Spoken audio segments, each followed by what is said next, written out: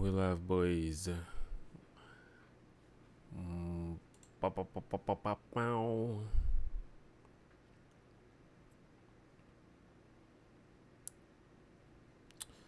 Check, check, check, check, check, check.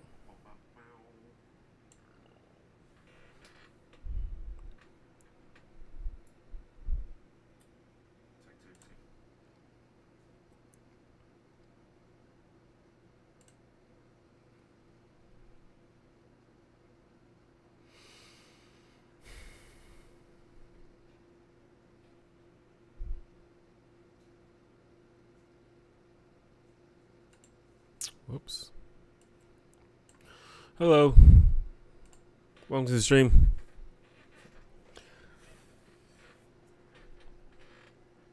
We are live once again.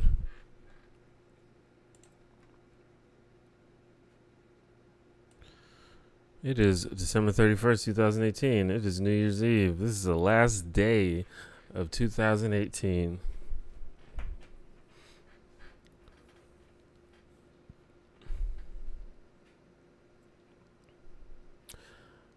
So it was, I think it's pretty cool that the Monday live stream fell on New Year's Eve.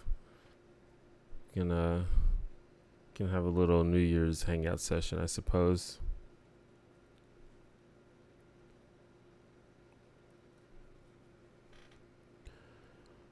What's up, Mabase? What's up, Cooper? What's up, Matel? What's up, TC?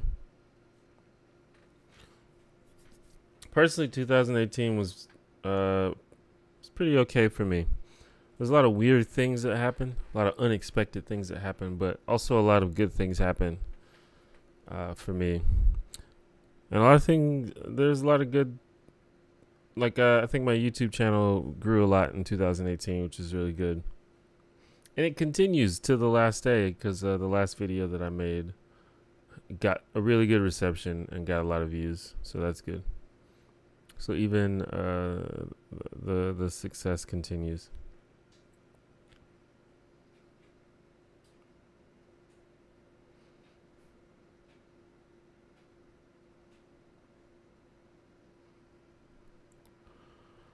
How's 2018 for you all?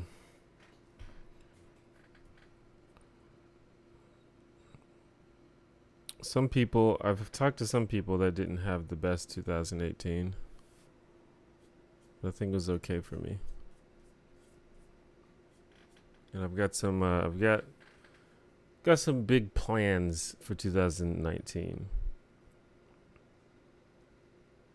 If things go well, or if things go the way that I'd like them to go, I intend to make a lot more content and be involved in a lot more content, even in a behind the scenes sort of capacity.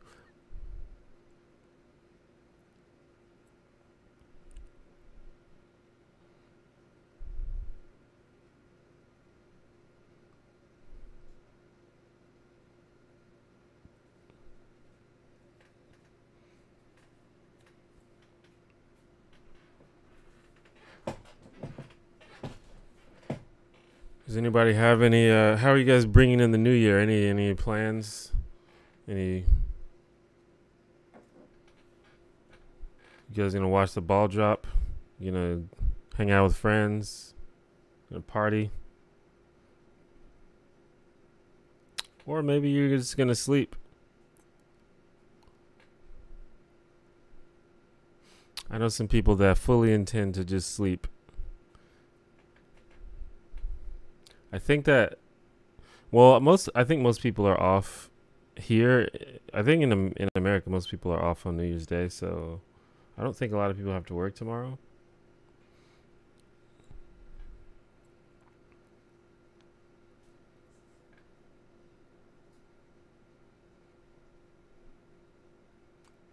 I'm not exactly sure what I'm gonna do. Normally what I do is I just go out, and generally there's some kind of, some kind of show or celebration or something going on at different like spots, different bars and stuff, and I just kind of find a decent one to bring in the new year at. but we'll see what happens. The older I get, the less enthusiastic I am at about going to bars and dealing with all that nonsense. But it might be something to do. It might be fun.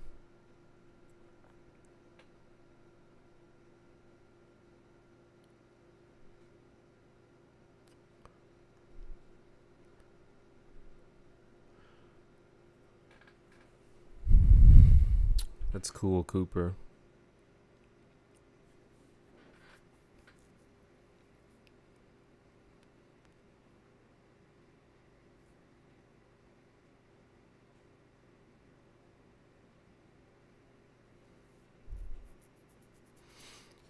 I intend to do something though. Feels right. It doesn't feel right for me to just let the clock strike midnight and not be like doing something fun. What's up, David?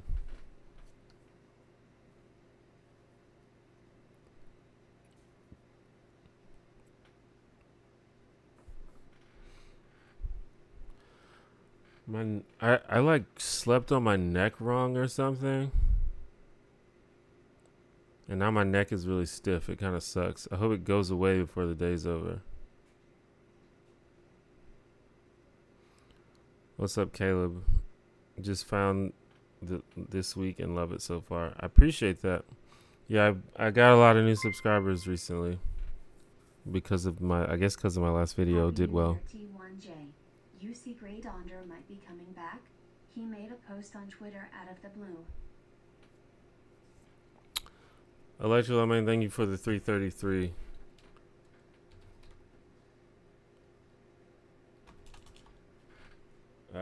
Hold on, I didn't understand what you said.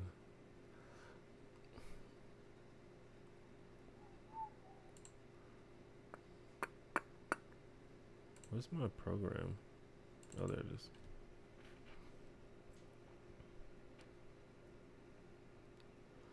But yeah, my last video did really well and brought in a lot of new subscribers. So that's cool.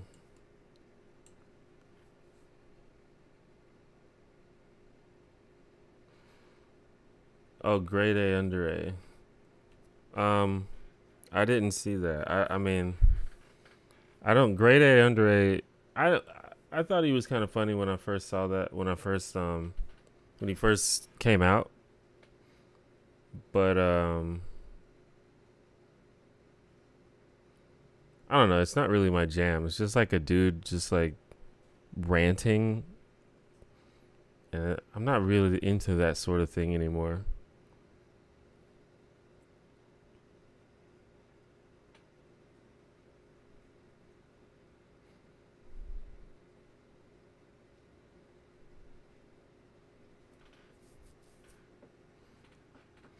He's kind of funny, I guess, but and then his channel like very quickly became just about like drama and like talking shit about people, and I just kind of stopped watching at that point.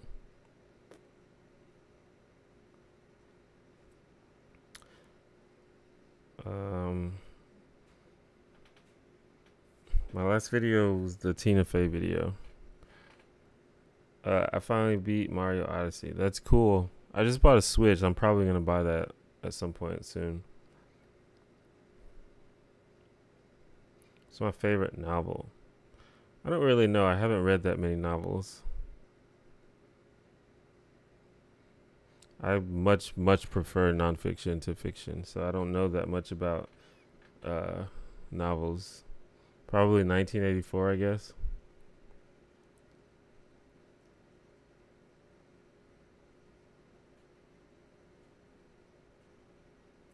What's up, Jay Salt?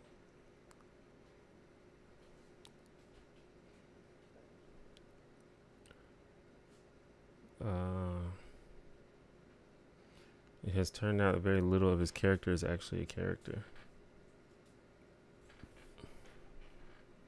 Yeah, I don't know. I haven't kept up with Grade A Under A, or I don't know anything really about what's going on with him. I think that it was it was an interesting case study to see just how quickly he blew up. Like, he got 1 million subscribers in like 2 months or something. It was pretty stupid. And he did it while making like pretty low production value videos. So it was like all his personality and content that made it work. So I think it's an interesting case study just to like analyze, just to see what happened. But I also think that he came out at the right moment for that type of content, because YouTube, a lot of YouTubers build audiences just off of creating drama, and I think he's one of the people that did that.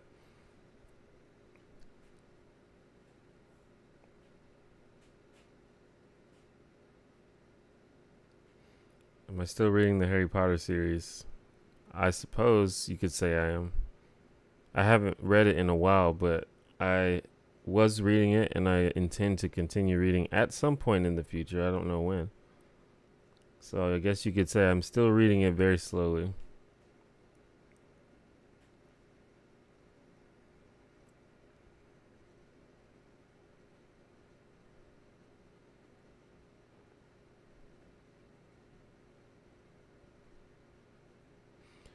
How's your New Year's Eve been so far? I guess fine. I haven't really done anything. I just got up and ate some food and played some Overwatch. That's like all I've done.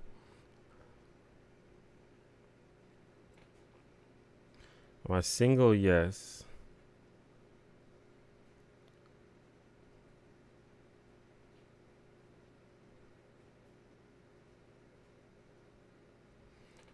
Am I gonna make a follow-up to the things I talked about in the Straight Dude Logic video? I don't intend to make a follow-up to it. It's possible that I'll make a video talking about a topic that's related to that, but I don't really see the need to make a follow-up.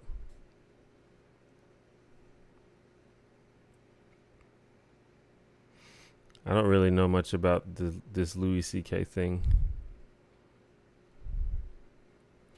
I don't keep up with the news and the current events nearly as much as I used to. Mainly because I'm not on Twitter as much as I used to be. For all the ad revenue, my views didn't contribute. Keep it up, dude. You're phenomenal. Acronym with a $100 donation. That's amazing, dude. I appreciate that. I think that is officially the largest donation I've ever gotten on YouTube. Thank you very much. I guess you use ad block. Hey, if you're making donations like that, you can continue to use ad block as much as you want. That's amazing.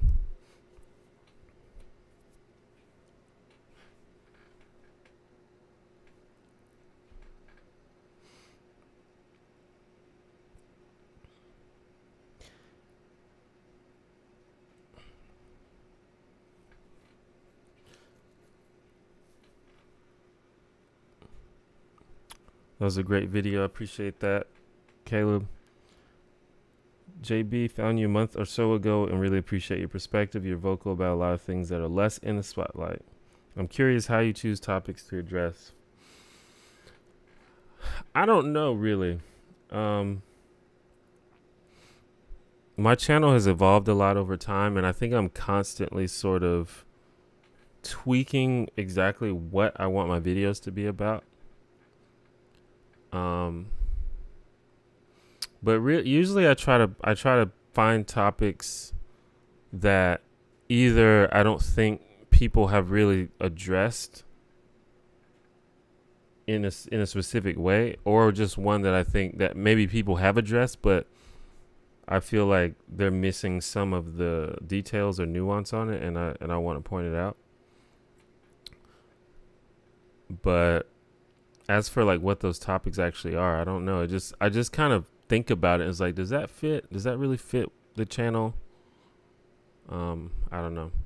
But like I said, my channel sort of evolved over time. You know, in a long time ago, my channel was just sort of like whatever. I just made videos about whatever. So it could be anything from, you know, a video about video games, or like a fucking cinnamon challenge. But then it sort of evolved into mostly a social justice channel. And I would probably say most of my videos, at least to some extent, address social issues now. But I don't really limit my channel to that now. Like I'm interested in talking about other things like philosophy and like my worldview on things and like human relationships and other things like that. So I don't know. I probably didn't really answer the question well, but have I ever encountered a member of the KKK? Not knowingly. Do you see yourself making anti-capitalist content in the future? Not really, because I'm not an anti-capitalist. Is the N-word not offensive when black people say it? Well, whether or not something is offensive is largely a matter. It's subject to the person who you're saying it to. So some people think that the N-word is offensive when black people say it, and some people don't. To me, the context of the N-word in which it is offensive is when white people say it in reference to black people. Will Trump win in 2020? What's the probability?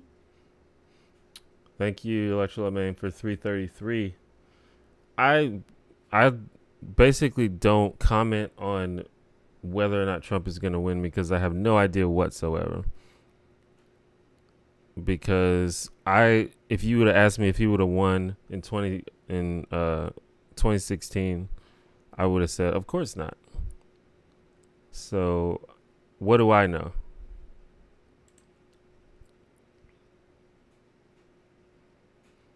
So for those that don't know, I think there's a few new people here. I do live streams like this every Monday, or at least the goal is to do it every Monday. And it's just a way just to interact with the viewers and in a more sort of one-on-one way, engage with people. And the best way to keep up with that is, I guess you could just remember Monday. And I usually start at 2 p.m. Central Time, which is the time zone I live in. You can figure out how to convert that. But the easiest way to keep up is to click the notification bell on my channel, and you'll be notified when I go live. Also, generally, if you go to the Livestream homepage, which is the one, you can go to theonejanitor.com/live. And there should be a counter on the page that tells you when the next live stream is.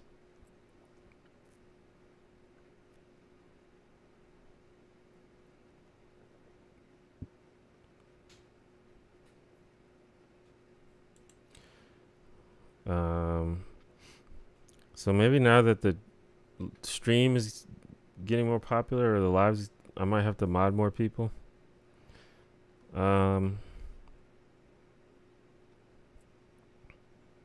Oh, Disney top 10s. Yeah, that was actually one of my biggest videos. It's to date one of my biggest videos, I think.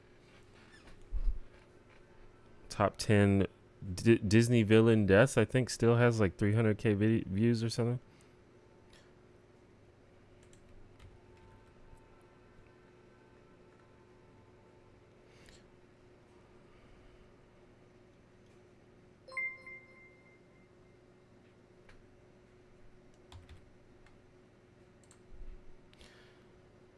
Chat, thank you for the $5 super chat. Is he gonna read? Yeah. Everybody. Thanks for a great year, T1J. Looking forward to the next. Smiley face. TJ, thank you for the $5 super chat as well. I'd love to hear your take on free will. That seems to be a really common question. I guess just because it's a common discussion in philosophy. But the thing, I don't like talking about free will because I think that everybody has different ideas of what free will even means. And so it's hard to have discussions about what free will is when we don't even agree what that means.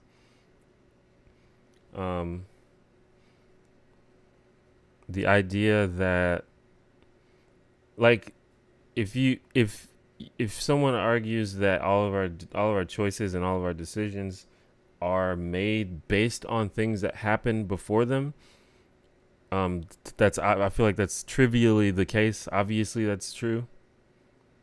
But if you're arguing that we literally have no choice in terms of what decisions we make, to me that seems just as trivially not true. So I don't know. It just doesn't seem like that interesting a conversation to me. It seems very trivial based on what you even think free will is.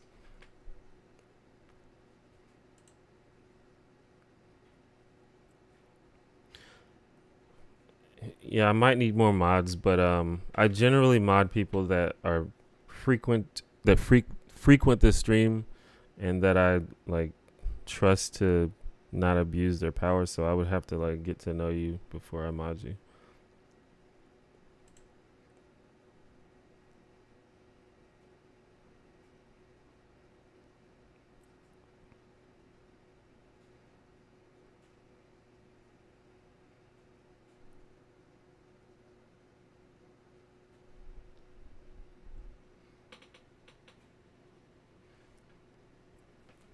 What is your position on recreational gambling, like slots? Is it the same as your position on the lottery?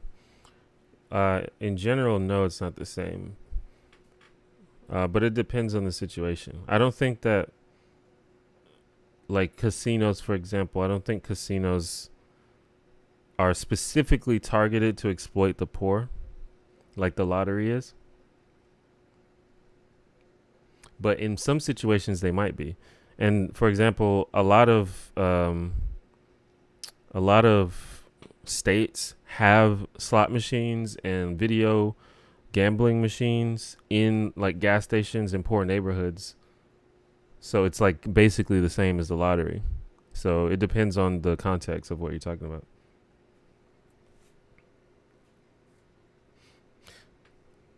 By the way, I'm probably gonna end up missing a lot of the chat because there's a lot of people, and it's moving fast, so that's fine.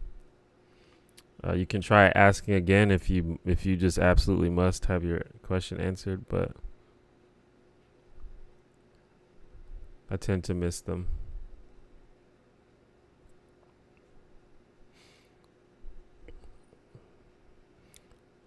Do you ever use the N-word? In what context? I use it sometimes in my personal life. I don't think I have ever. I've probably said it in a video before, but I haven't any time recently. I've said it on Twitter a few times for sure.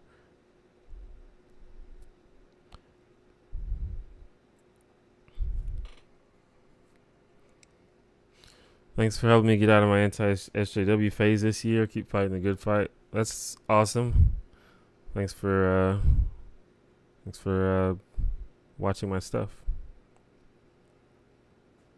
Have you heard of Lester Spence?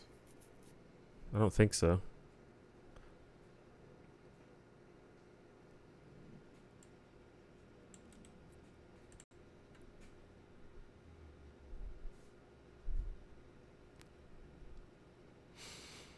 Yeah, I don't know who Lester Spence is. He has a TED Talk. Maybe I'll check that out.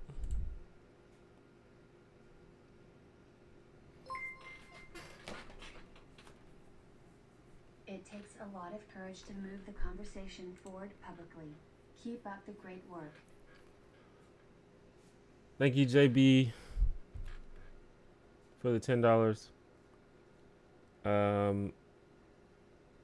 Yeah, I don't know. I don't think of it as courage, but I mean, I guess if that's how you perceive it. I just feel compelled and interested, so that's what I do.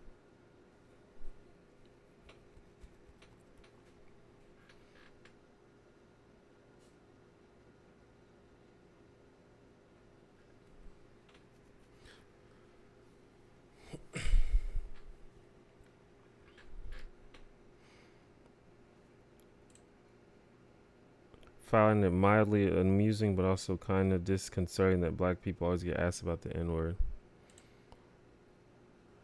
I don't really think it's that disconcerting. It makes sense. I mean, who else are you going to ask? You have to sort of try to... I just try to keep in mind that everybody is at a different point in their sort of experiences and personal evolution, and sometimes things that seem like they should be simple, just people just haven't gotten there yet, just because they haven't been exposed to it. So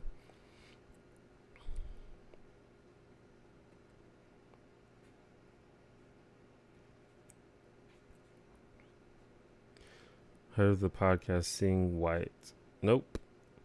I'm pretty behind on my podcast game, to be honest. I don't know that much about what podcasts are popping or not.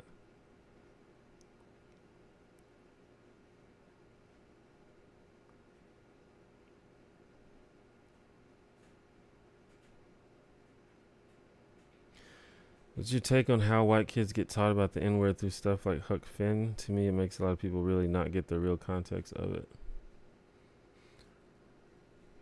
Well, I mean, a book like Huck Finn, I think that's the reason that they teach Huck Finn in school, because you have to really understand what's going on. Drifter, thank you for the super chat, $2. Cheers to you.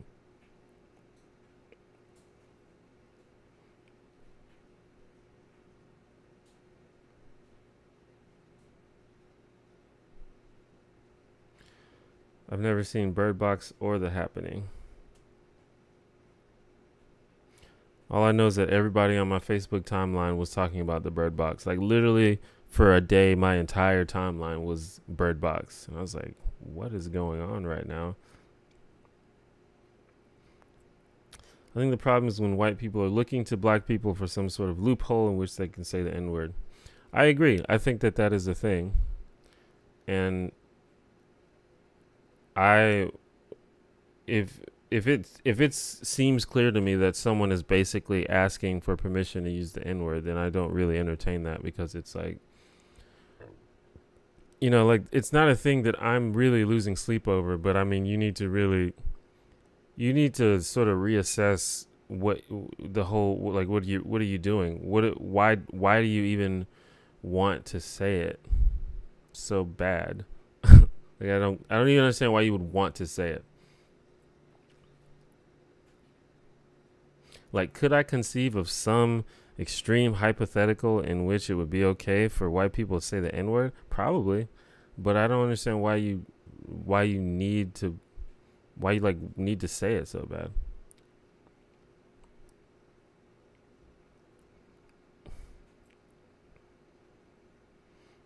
What if it's in a song, head ass? Yeah.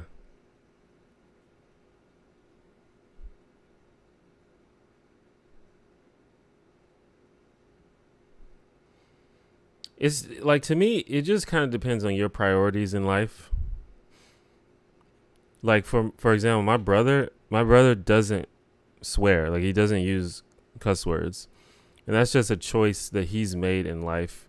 He doesn't, like, I don't think I'd have to ask him, but I don't think he believes that it's, like, morally wrong to swear.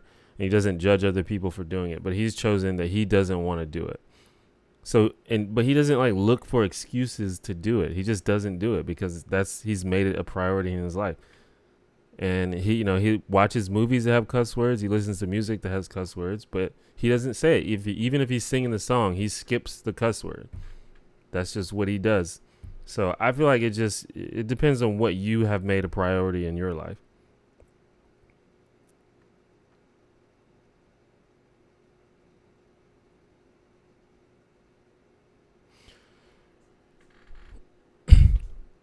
With Huck Finn, it's not even... Well, I mean, it's kind of that it's historically accurate, but the point of Huck Finn is the fact that even though Huck Finn was raised in this racist atmosphere, and he obviously retains a lot of the racist attitudes that the people have, including, you know, calling black people the N-word, Huck Finn still deep down his conscience tells him that slavery and racism, there's something off about it. It's not right.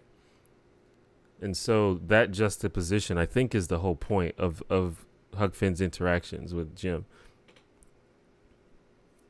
So it like that's like the reason why Huck Finn continues to use racist language, because he can't be removed from his, you know, his situation. But I think that Mark Twain wanted to make wanted to juxtapose his behavior with his actual conscience.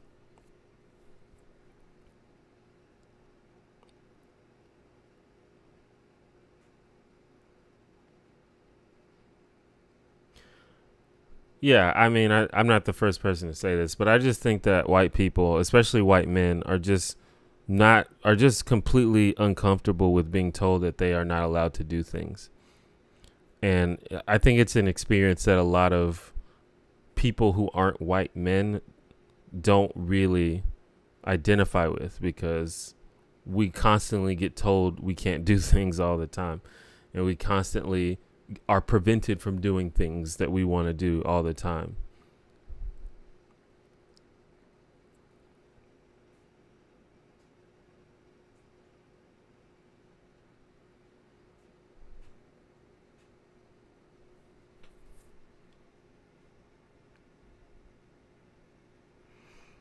Well, I mean, there's a book can have multiple interpretations. That's like the beauty of art.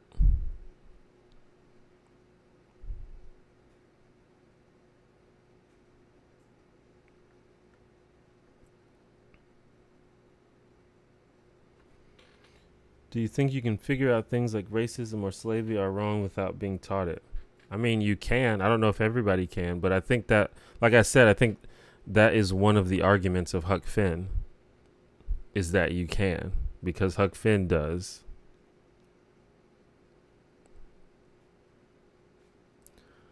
But probably some people can and some people can't. Like, for example, there are things that I had to learn and I wouldn't have learned if someone didn't tell me. I'm pretty sure I wouldn't have learned, or at least I would have learned it way slower.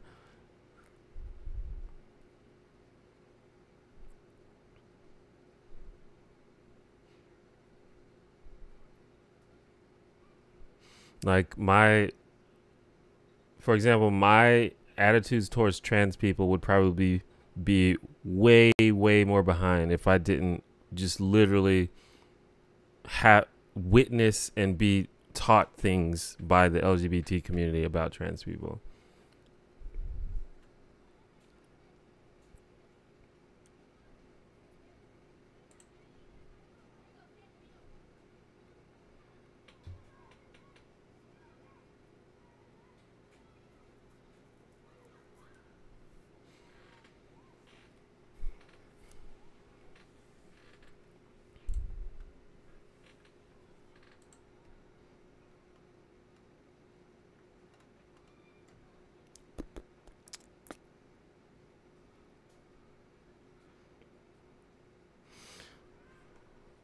But, you know, I don't know. I think it's an interesting discussion to have, but there's a level at which it's like, I don't even know why you're so obsessed. So obsessed with this word. Because when I think about other racial slurs, and maybe because the N-word is like considered like the worst one, but there, you know, there's other racial slurs, and I have no interest in them. I have no interest, no desire in saying them at all. And going back to what I was talking about, it's like your priorities. For example, like I used to say like the F word when referring to gays. I didn't like use it to call gay people that, but I used the word, and I just had to one day decide, well, I don't like being an asshole. I don't like doing things that needlessly piss people off or needlessly harm people. So I'm just not going to do that. And I just stopped doing it. And it was really easy to stop doing it. Now it like doesn't even cross my mind anymore. So it just kind of depends on you, on you. What do you prioritize in life?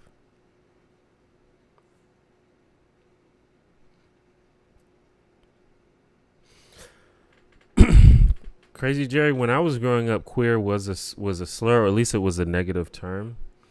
But I have gotten different mixed responses on this from actual LGBT people.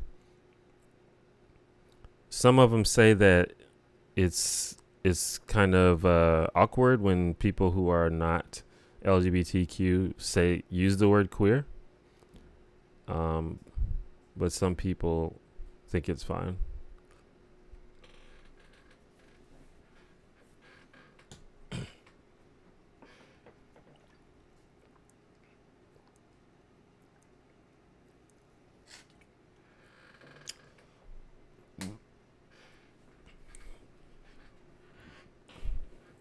From what I've read, people in the past didn't exactly think slavery was good. They just accepted it as a way of things, kind of like how people today see the exploitation of the third world.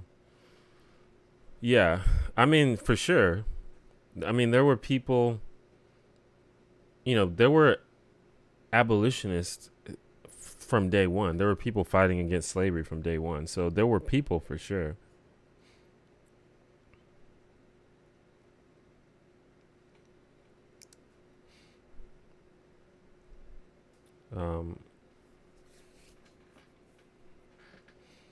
And there's a level where it's like part of the times, but I don't know.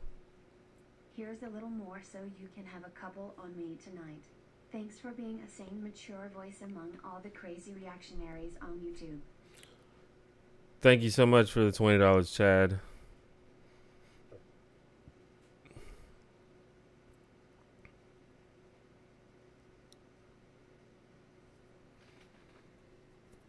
Well, looks like we partying tonight, y'all.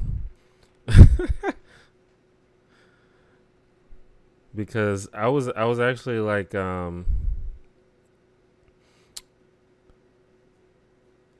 was thinking about going out, tonight, because that's what I usually do. But I was like, I don't know, maybe, I don't want to spend too much money, but if maybe I'll get some tips while I'm streaming. Well, that happened. But I honestly shouldn't spend. Here's the thing, for any of you who are younger and haven't been to bars that much, spending money at bars it's got to be in the top 5 of the biggest waste of your money is buying alcohol at bars. So, like, going to bars is cool because it's a nice social atmosphere. You can meet a lot of people. It's great. Spending money at bars it's just not. It's like not worth it for the most part.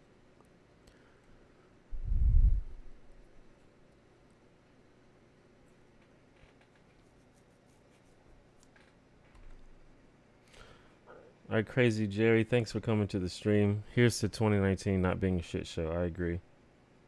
I'm optimistic about 2019, at least for me. For everybody else, I don't know.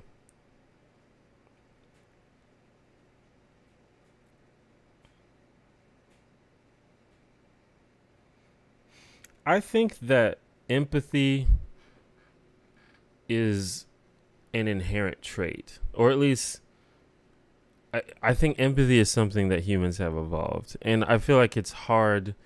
You have to actively deprogram your empathy in order to not understand that certain things are bad, like slavery and racism and things like that.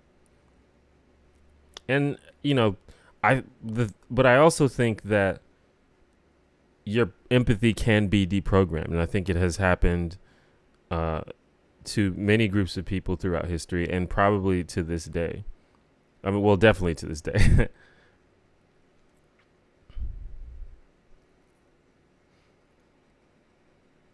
Hello, Seelin. Is that how you say that? selling. Thanks for coming to my stream.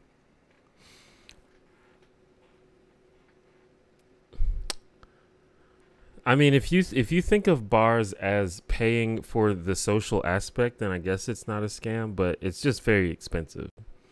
And it's just, there are better things to spend your money on. But my thing is, I like going out, I like being social, and I also like alcohol. So, you know, I'm generally okay with spending a little bit of money at bars, but you just have to actively prevent yourself from going too ham. Unless you just got it like that and you don't give a fuck. Like, you know, I've hung out with some wealthy people that just don't really care and just run up $200 bar tabs and they're fine. But I don't have it like that. Not yet. Kellen. Well, I appreciate it, Kellen. I stream every Monday for those that don't know, so come check me out. And it's just like this. We just Q&A, we just hang out. Super chill. I'm a very chill guy. It's not one of those streams. It's not like those Twitch streamers that are just screaming the whole time. That's not really my jam.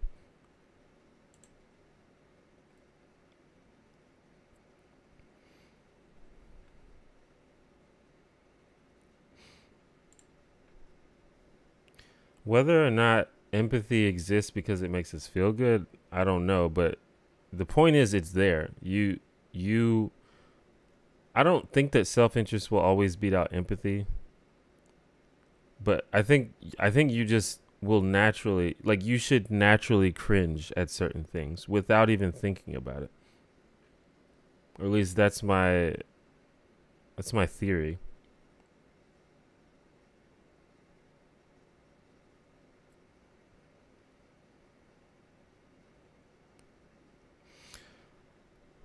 The thing about it is, history was bad, but it's bad now too. So it's not even exaggerated.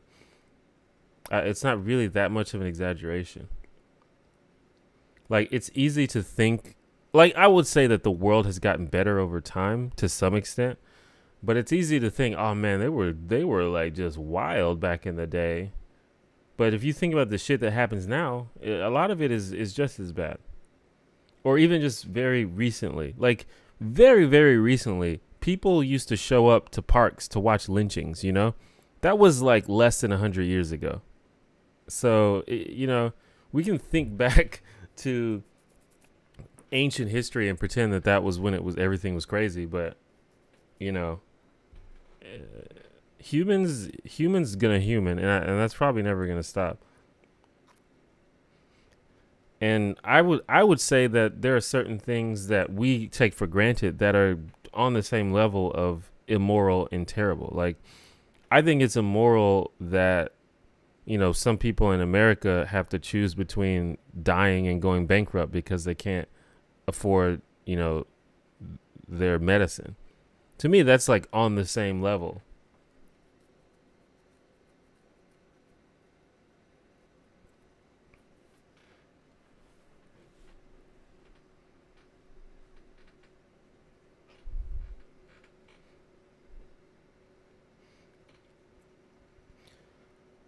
Sounds like you're optimistic about 2019. What are some things you're looking forward to? Well, on a personal level, I'm sort of in a constant state of like personal evolution. But there's a lot of things that I personally am trying to get better at. Like I just want to get better at my sort of like my wellness and just the routines that I have that promote both mental and physical wellness. And so that's things like I meditate, but I don't do it every day. So I want to get to the point where I meditate every day. I need to start flossing every day. I don't floss, which is bad. So that's the thing that I'm going to be working on. I'm going to get my exercise routine back on track. And then, you know, I have a lot of ideas in terms of content, like content creation online. So you guys can keep an eye out for that, because I'm trying to dip my toes into a lot of things going forward.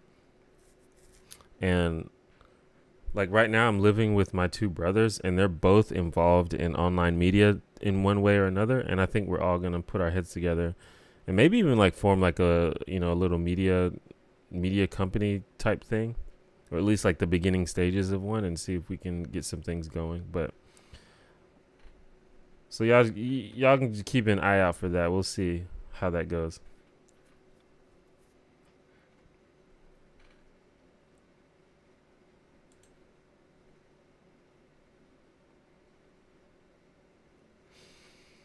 As someone in a country with free healthcare, I can't imagine the idea of not supporting national healthcare. Well, it's a combination of things. Like I said, I think that I think it's possible for your empathy to be deprogrammed, and I think that is part of what politicians and propagandists and demagogues do, is they speak in a way that allows you to deprogram your empathy. But a lot of it also is how we frame things in our mind.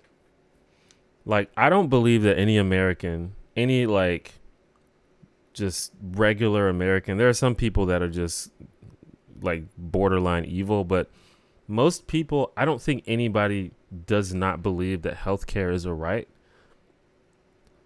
They just don't know that that's what they think, because politicians have told them that that's what they should say. But I guarantee you, if you ask 90% of Americans, if there was somebody who was just on the verge of death and they just crawl bloody and show up at the hospital, do you think that they should treat that person? And that most people are going to say yes, obviously. But then you say, okay, what if they don't have any money? What if they can't afford it? Do you then think that they should turn them away? I think that 90% of people say no, they should still treat them because they're about to die. And in answering that in and of itself shows that you believe people have the right to health care. If you don't believe that people should be turned away when they can't afford something, you are basically saying that they have the right to that. But we've been taught to reframe the situation in terms of, oh, these people are taking advantage of the system, making me pay for them, making me pay for their unhealthy lifestyle. And so we reframe it into a way where we don't have to think about it in a sort of empathetic sort of way.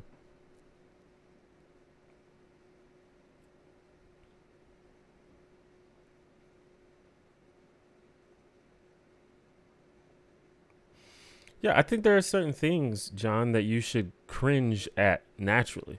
Like if you see someone get fucking stabbed, you should cringe because it sucks to get stabbed, and you should think it was bad when other people get stabbed.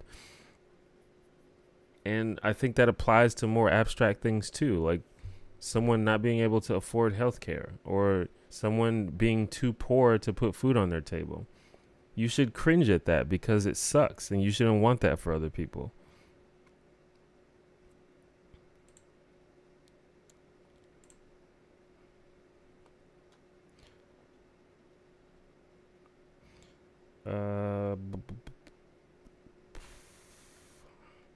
Have I checked out the Change My View subreddit? I have, indeed. It's pretty cool, actually.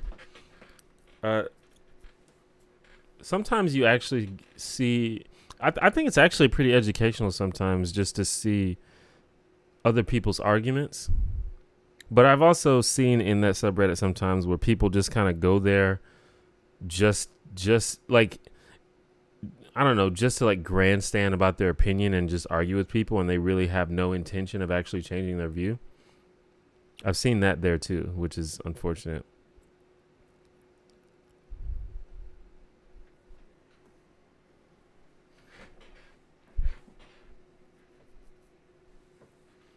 That's basically the Steven Crowder version of Change My View.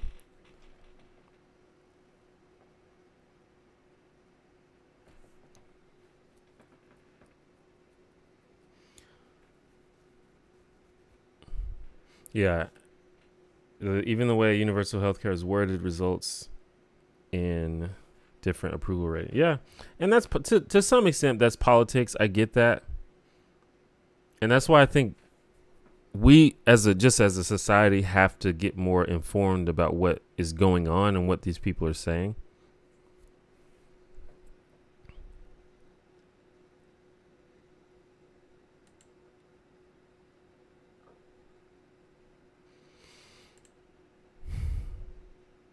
Yeah, I mean, I think that's a problem with a lot of things. Is the it's an invisible problem.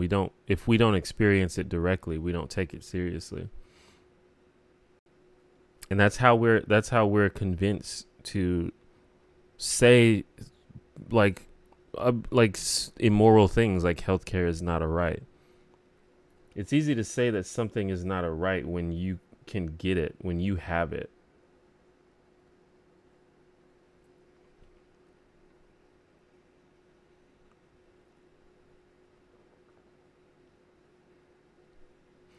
So what about people with disorders that prevent empathy? Some feel indifferent. It's not exactly their fault. Are they a part of the problem? Well, yeah, if they're doing and saying shitty things, yeah, they're part of the problem.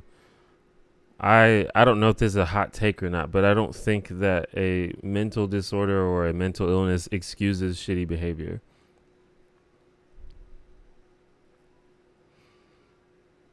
If you're not doing anything that's, directly causing harm to people, then it's not a problem.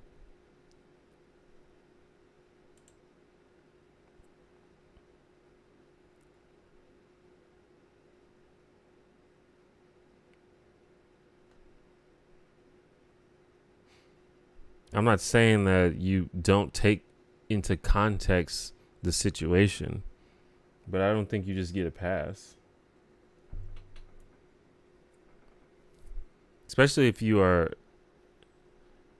doing nothing to attempt to treat your condition.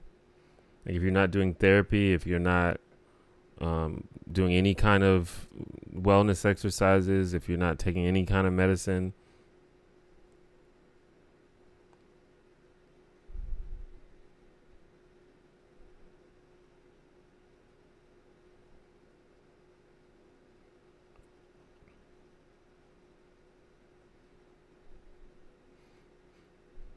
but I mean, I think there are people that understand that their either their condition or their disposition is not useful to the situation, and so they basically excuse themselves from that conversation or from that activity, and I think that's fine.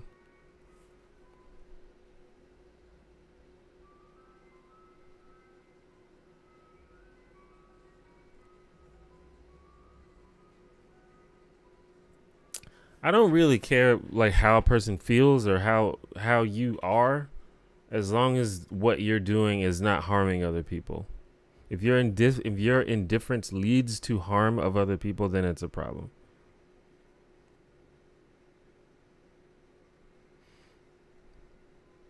I think it would probably be better if people weren't indifferent, but I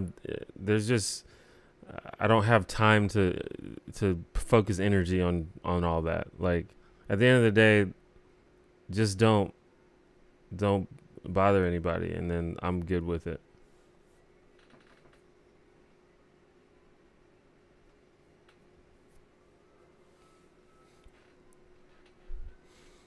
And I think that's part of what people in my position and other people in any position, if you have any kind of platform, even a very small one, that's part of what you can do indirectly is you can combat indifference by spreading good ideas that make people actually care about things.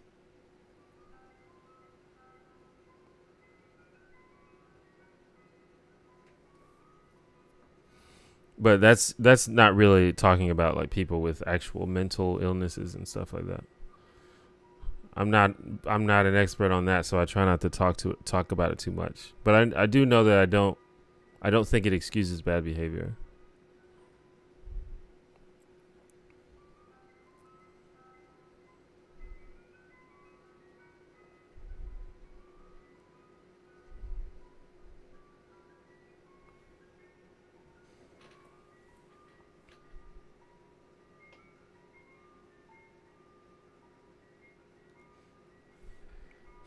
But yeah, I don't know.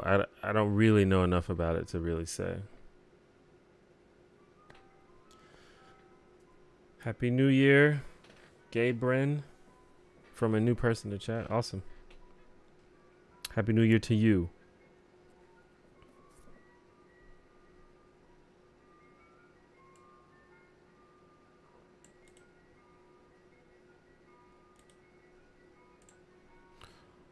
There's an ice cream truck right outside of my window.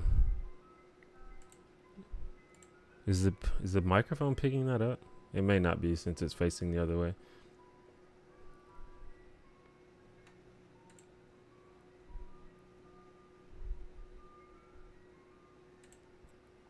Is a Marshall Plan for Black America needed right now? Do you just mean reparations? Since women have been liberated to a good degree compared to a century ago, do you think that empathy has become a more valuable virtue than previously, as women tend to be more empathetic? Do you think that empathy has become a more valuable virtue? I mean, in terms of what? Valuable to what extent? To what end? Because I think that empathy has always been a valuable virtue. We just maybe weren't very good at it.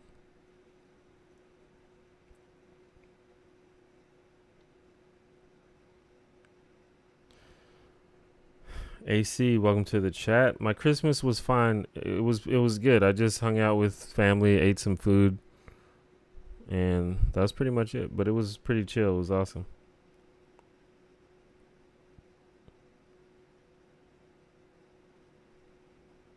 Oh, so you guys could hear it. It's weird. Like the ice cream truck just comes randomly. Sometimes it'll come 5 times a month, or sometimes it just won't come for a whole year. I think it's becoming more often recently because I think more kids live here now.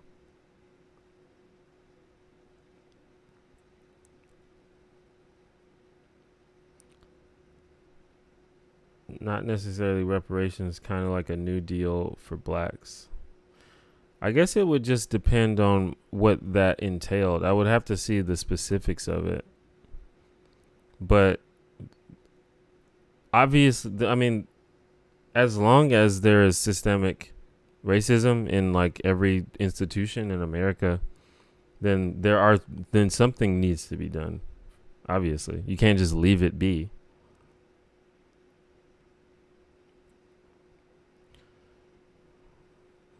All right, have a good one, Drifter. Thanks for coming to the stream.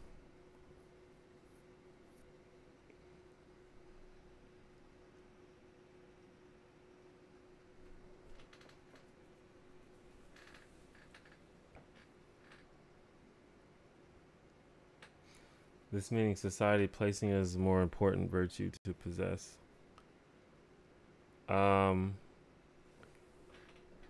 I think that society probably places empathy as a more important virtue to possess than before, but I don't know if that is because women are more liberated than before. I just think that in general, sort of people respect other people's freedom more than they used to.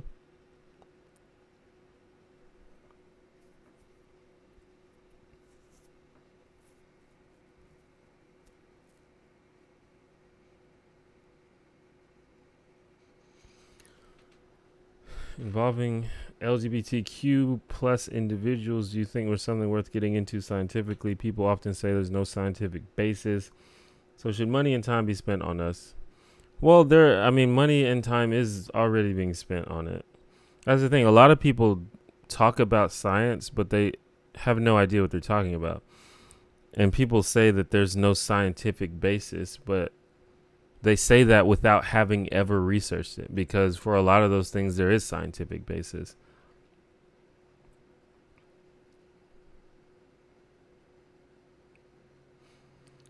But also for a lot of things, the science question doesn't matter. Like it's not relevant, basically.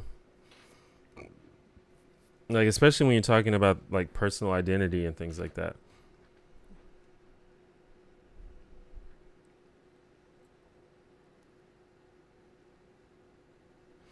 Like, no one questions your identity in any other situation. But, you know, people just have to be shitlords when it comes to LGBT stuff. Like, if someone says, I'm kind of a nerd, you never hear anyone say, well, there's no scientific basis for the existence of nerds. They just say, oh, that's what you identify as. That's interesting. That's cool.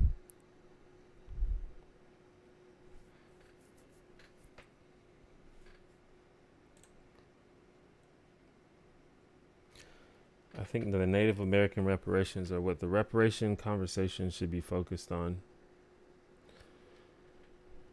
At this point, I don't really think that monetary reparations is really useful. I don't think it will do much. But there just has to be like a complete overhaul of like all of our institutions. And that's honestly, that would take more than just like the government writing something down and passing a law. Like, you're going to have to infiltrate like every industry, every institution, and get each of those institutions to implement policies and implement programs that combat bigotry, basically.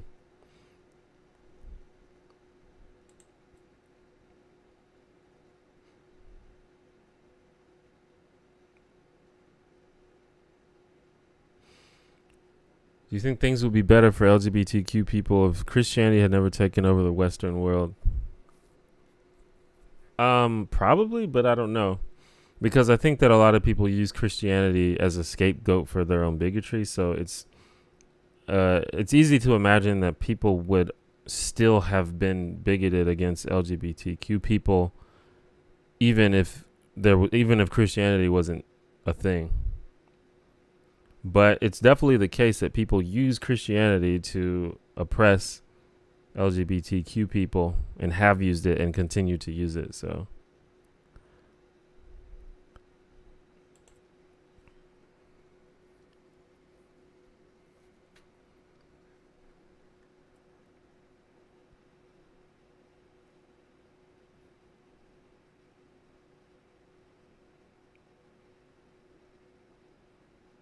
and yeah, as you know, it hasn't been the only religion for sure.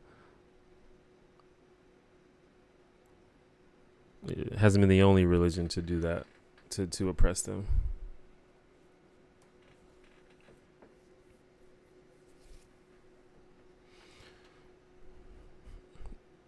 Yeah, I mean, a lot of these things have to do with politics just as much as religion as well. Because there are things that no one used to care about, but then they started caring about once they realized that it was politically convenient or politically prudent for them to get people to care about it.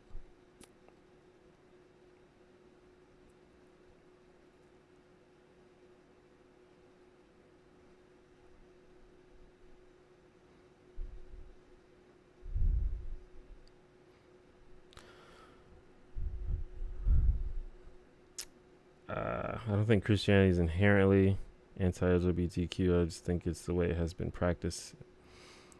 I mean, to some extent, I don't know. It's this could very easily get into a discussion about Christianity specifically. But I think the traditions of the traditions of every religion evolves over time. And a lot of what a certain religion practices is often just something that they've sort of come together to decide is the case. The Bible, I think the Bible is pretty anti-gay overall. There's several things in the Bible that seem to be hinting at, hey, it's not good to be gay. It's not very explicit in many cases, but I would say that it's pretty clear. As far as I know, the Bible doesn't talk about trans people, but I could be wrong about that. But like I said, traditions sometimes don't coincide with the actual scriptures. In fact, I think most modern religious people largely ignore the actual scriptures.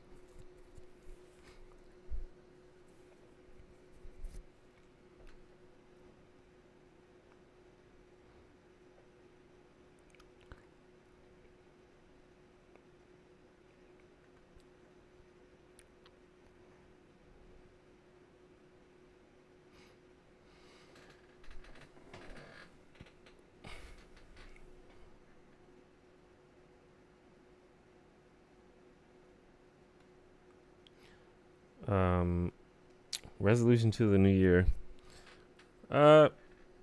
Mainly I want to create more content, and I want to like get more solid in my content strategy, and I just want to make stuff. Basically, I just want to make a lot of stuff and just continue to grow, and also just get better. Like I talked about this earlier. I don't know if you were here, but I want to like meditate more and exercise more and eat better. And I do pretty okay with those things now, but I just want to make it more of a routine. So that's my resolution.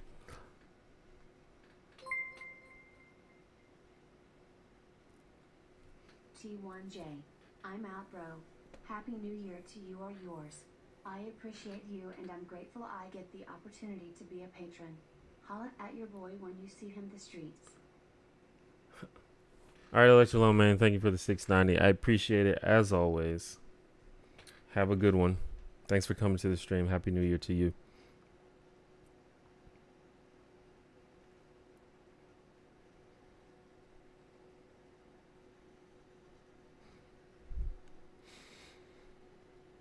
Like I don't know completely the timeline of different, political views or social views, but I do know that political leaders can very easily make something a hot button topic once they realize that it's politically relevant.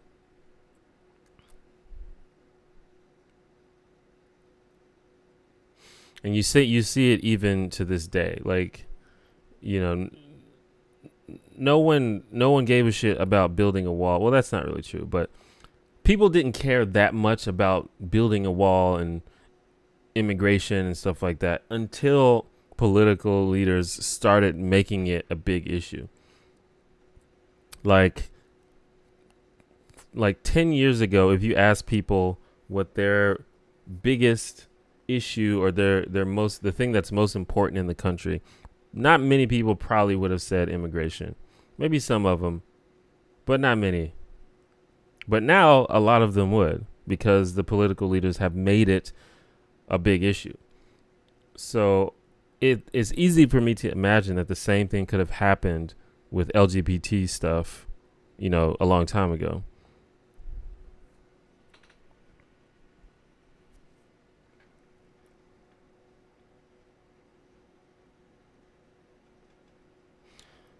I admire your videos. They're just very articulative, and they help me speculate on a lot of subjects. My favorite has been the straight dude logic. I rarely see men speak on that specific subject. I appreciate that. Yeah, my goal is just to try to talk about things in a way that I haven't seen other people talking about them. And especially with certain things, like with the straight dude logic video, a lot of the stuff that I share is just stuff that I had to learn myself.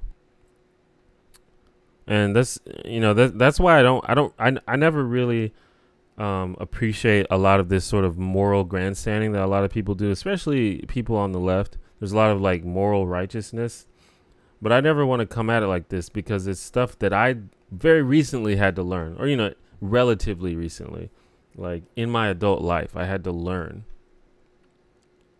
myself.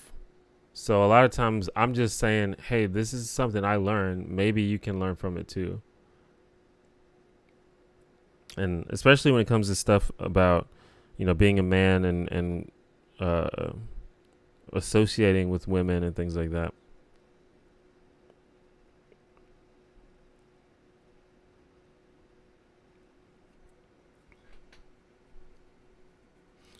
Do you have a gauge on when exactly people started calling you an SJW?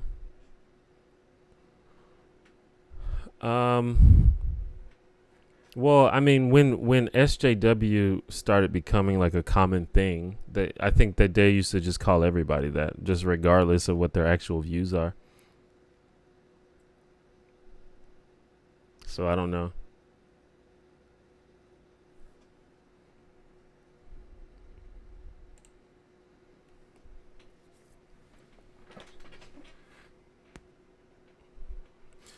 But I will say my my views, I guess, have evolved over time. I don't think that there are too many things that I just straight up flipped on in terms of my views. But my views have definitely evolved over time, and the way that I communicate certain things has evolved over time. And I think that there are some people who believe that I became more of an SJW over time, which I guess is, I don't know. It might be reasonable to say that. But I mean, I maintain that the term SJW doesn't really mean anything. It's just sort of a pejorative that people use against progressives they disagree with.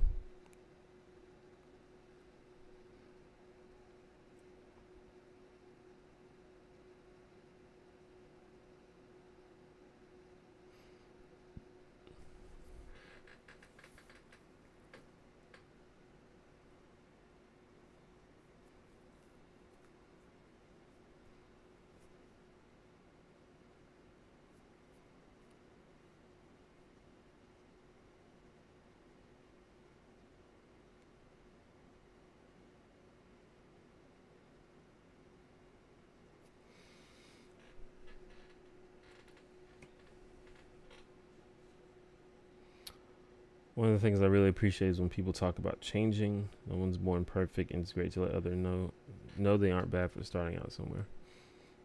Yeah, and that's sort of my thing.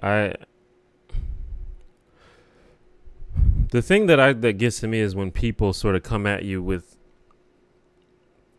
like, when I see people that I disagree with, but it seems that they are open to conversation and open to hearing opposing views. That's cool to me. I appreciate that. But there are a lot of people that they have no intention of that sort of thing. They have no intention of like a good faith discussion, and that's what really frustrates me.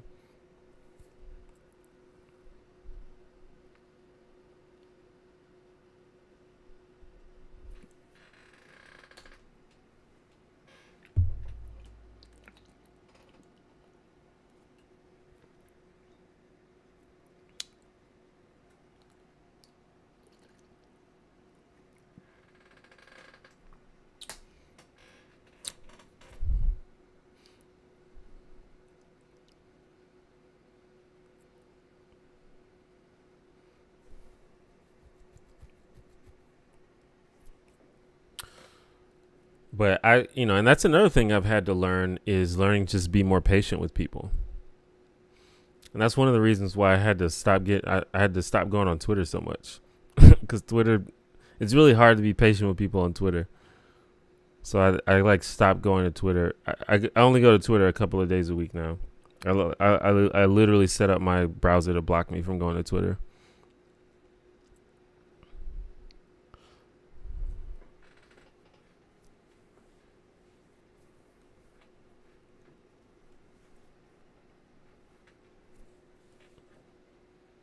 That's one of the reasons why I like these live streams, because it's really easy to engage people. And to be fair, most of the people that come to the live streams are like already fans of my stuff, so they usually aren't very combative. But it's just kind of hard to interact with people on social media sometimes.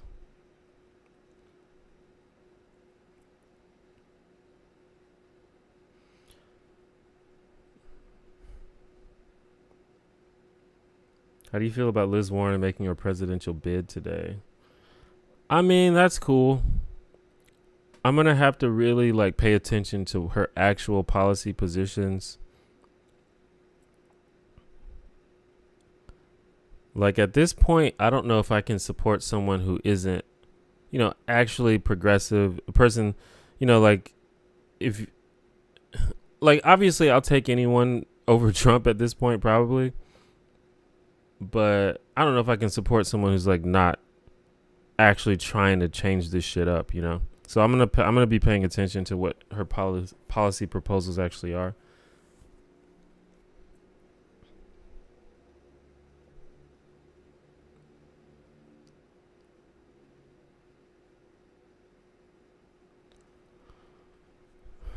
I'm not very familiar with the moral foundations theory.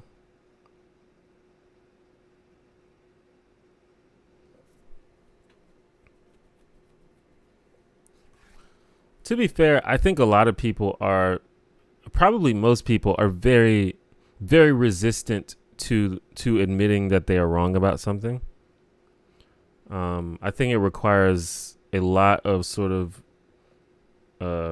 just personal virtue to just up front say, you know, I was wrong, or I might be wrong, or I'm willing to be proven wrong. I feel like probably most people are bad at that. So I get that. But there's still, you know, there's still a level of just, you know, regular civility that I think everyone should be having. And if you're not doing that, you're just kind of being an asshole. But a lot of times people, like, I feel like it's rare for you to have a conversation with someone and then at the end of that conversation, that person is like, oh man, you completely changed my mind. Like, that probably almost never happens. But what you can do is plant a seed by making good arguments and saying, and, you know, making good points. You can plant a seed and that seed will stick with them. And then once your good arguments gets reinforced by more evidence that they find later down the line, or by more arguments, or maybe they have another discussion with you and you give them more good arguments, over time you can break down, you know, that wall. And I think that's what happens most of the time, rather than you just outright changing someone's mind in a conversation. But I would say that it's good to be okay with being wrong. And that's something that I would stress. I think most people are bad at it, but I think it would be good if you all were of the low percentage of people that became okay with being wrong. And open to the fact, if not like pursuant of being wrong. Because the sooner you find out you're wrong, the closer you get to being right.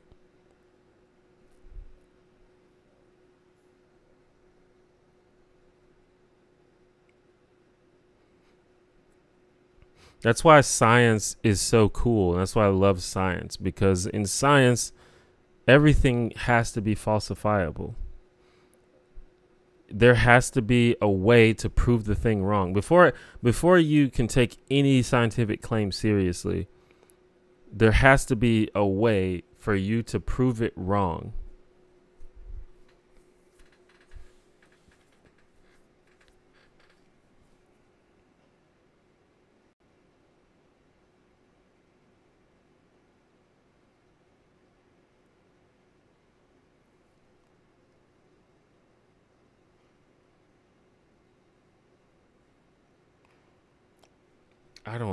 I can't answer who would have won.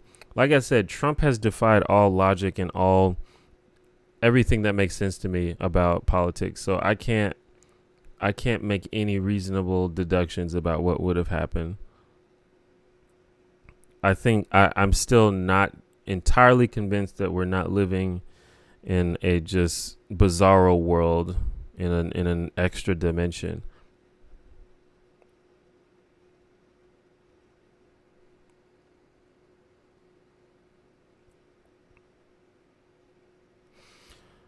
Admitting you're wrong can be a liability for you, depending on your situation. And I think that's part of the reason why a lot of the public figures that we interact with stay true to a lot of these things. And I don't ever want to be put in that position. I don't ever want to be in a position where I need to have a certain worldview or else I don't succeed, or else I lose.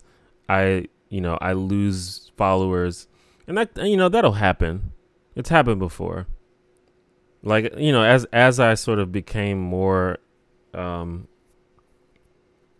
social justicey, I should say, I lost followers, I lost subscribers, I even lost patrons. But I'm okay with that.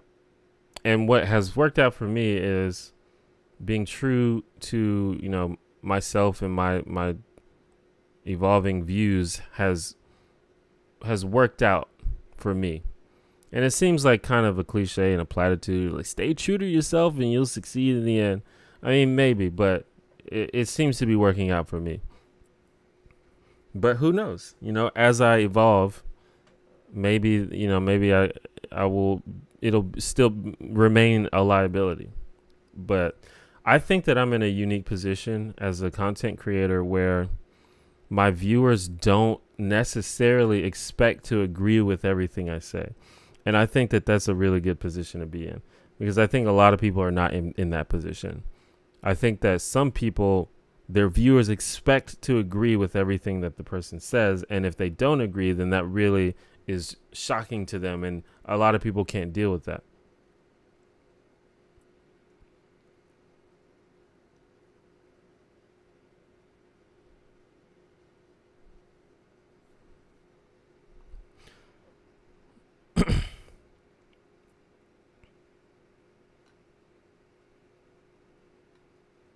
How do you deal with buzzwords?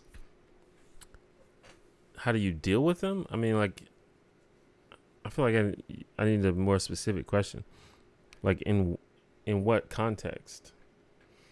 I usually, like, if I'm talking to someone and they're using buzzwords, I usually try to get them to be specific about what they're talking about.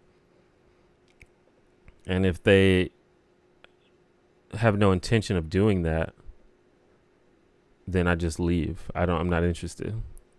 I just exit the conversation.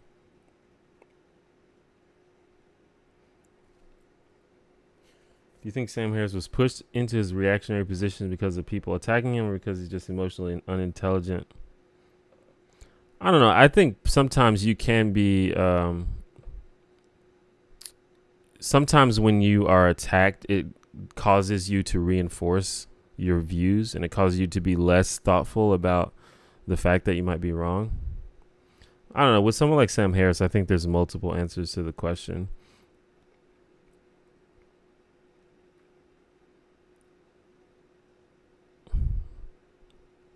I think that with people like that, there's honestly, like, and I don't want to just go in on Sam Harris, but I know this as a person who was a big fan of Sam Harris and the New Atheist. Part of the whole New Atheist thing was this idea of hey, I'm smart, and I'm smarter than all these other people. I figured something out that everyone else hasn't figured out yet, and I'm real smart.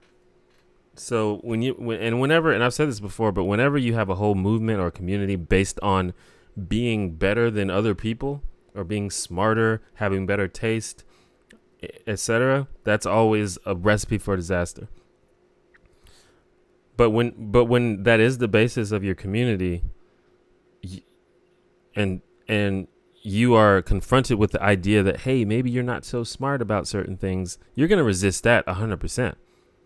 So I think that's part of the Sam Harris story as well.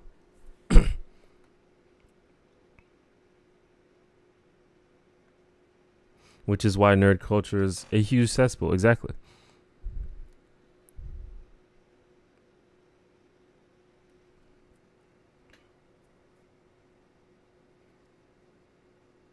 Suppose it really was the case that ethnic background affected inherent intelligence.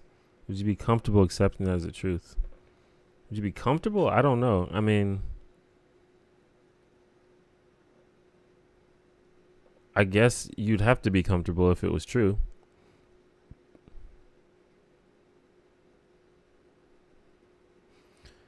But fortunately, and this is one of the reasons that I'm a progressive, the truth does not support bigotry. The truth, there's almost nothing that is true that justifies bigotry. I can't think of anything.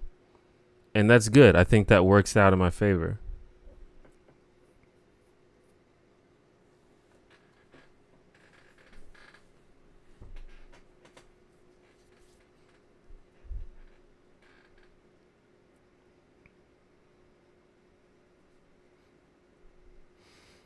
And I think, obviously you don't want to base things on hunches and things that are feelings, but I think that whenever you hear something and it's like it sounds like it's justifying bigotry, because this is something that the far right is very good at. This is something that white supremacists are very good at. They are good at like fudging statistics and finding like anecdotes and things that seem like they could be true, or they might be true but out of context. They do this a lot, and the IQ thing is a very good example. So they can look at the fact. Another one is is the crime thing. Black people commit all of the crime or most of the crime, so maybe there's something going on with black people. Black people seem to have on average lower IQs than white people. So I don't know, maybe this white people are just inherently. I'm not being racist. I'm just looking at the facts. But they do that a lot. So you have to have a well-honed bullshit detector. But whenever you hear something that sounds like it's justifying bigotry, it's probably wrong. It's probably wrong. It's probably out of context. That's what I believe. So if you hear something like that, I would say immediately find the data on it. In my experience, 100% of the time, you'll find the nuance that they left out or the context that they left out, or you'll find that they just made it up, which they do sometimes too. Sometimes they just literally make stuff up.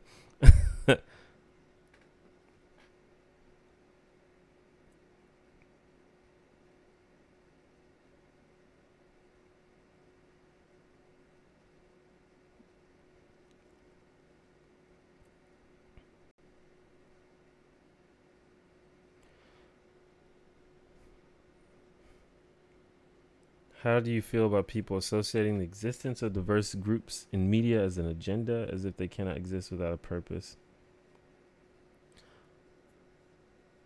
Well, yeah, I mean, this is part of, and this is why like it's so disappointing to see people just become useful idiots for the far right. Because it's like, in what way is diversity in media bad? The only way that is bad is if you don't want there to be anyone except white men in media. And no one would admit to that. But when you're critical of diversity, that's essentially what you're saying.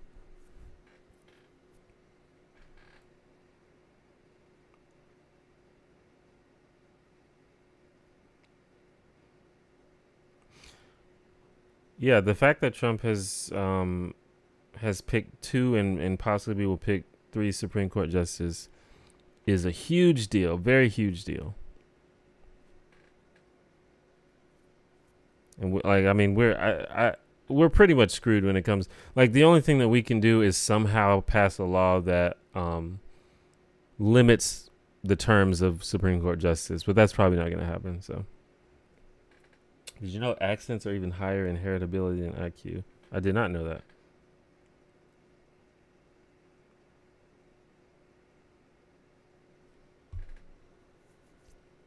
Suppose we discovered a race of cave people who genuinely were inherently less intelligent than us. What would be the ethical way to treat them? I don't know. It depends. I guess it depends on how much less intelligent and what our relationship to them was.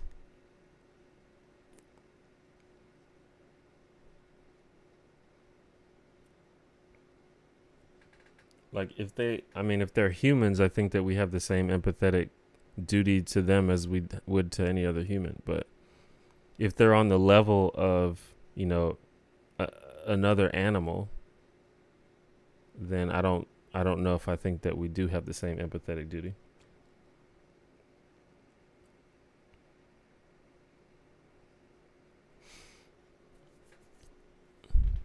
Yeah, well, the Supreme Court can't shoot down legislation, but if someone brings that legislation to their desk, they could affect it. So that could end up being a problem. But I mean, it's not like the Supreme Court can just veto any legislation that's passed. That's not really how it works.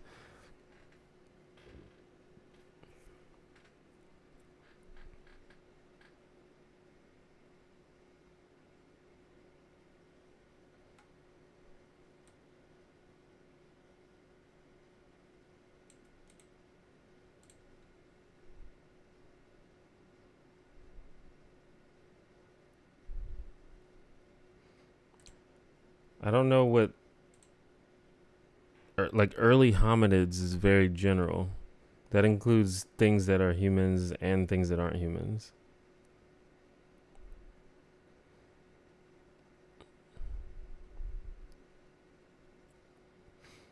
And honestly, this is a question that would probably require a lot more thought than I am able to give to it right now.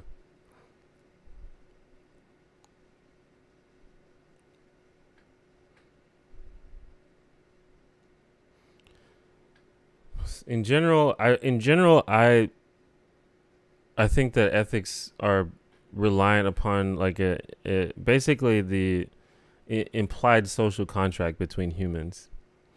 So if you're talking about a species that is unwitting and unable to enter into a social contract, then I don't know that we have empathetic duty to them. But perhaps there is some other thing that I could consider in that situation.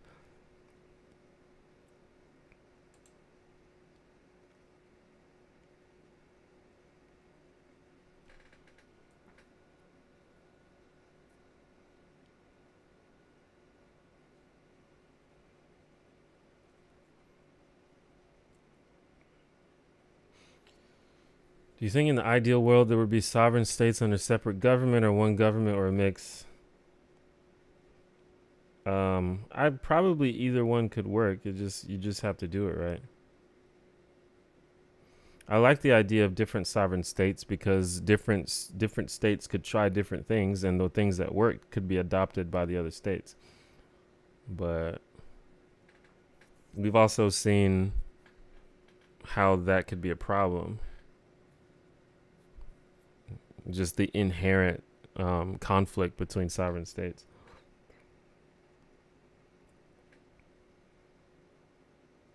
It would probably be bad if there was only one head of state in the world. That probably would be a bad thing.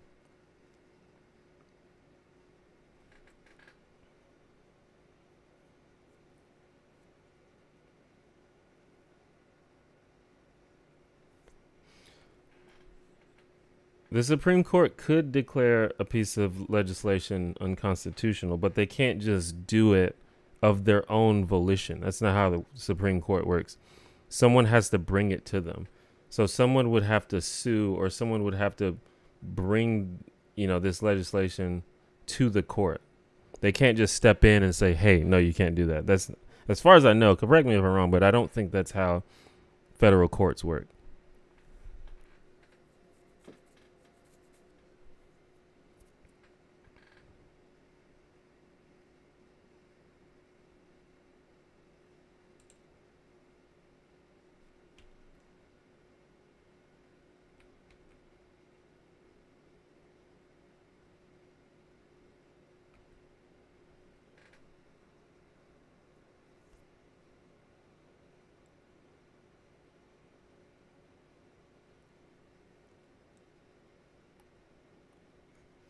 The best way to combat evil is to teach people that literally everyone always deserves happiness. That way you can't find any more reason to harm another group of humans.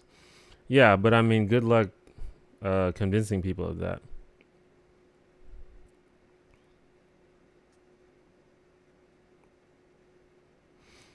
I don't really know the details of how Scandinavian prisons work.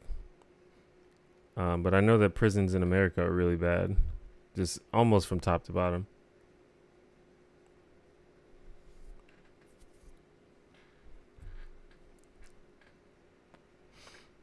I don't know. I mean, states' rights is a very tricky issue. I think in general, America has done it poorly. But just like I said with sovereign states, I think that the idea of many different communities trying different things out is good, because I think you find the best ideas quicker that way. You know, like, I don't know, like what was the first state to legalize marijuana? I don't even remember, but was it like Colorado? Maybe it was a different one. I don't know. But that state was like, hey, we're gonna legalize marijuana, and it's working out. So then other states started doing it, and now I think over half of the states have marijuana legal, and to some extent.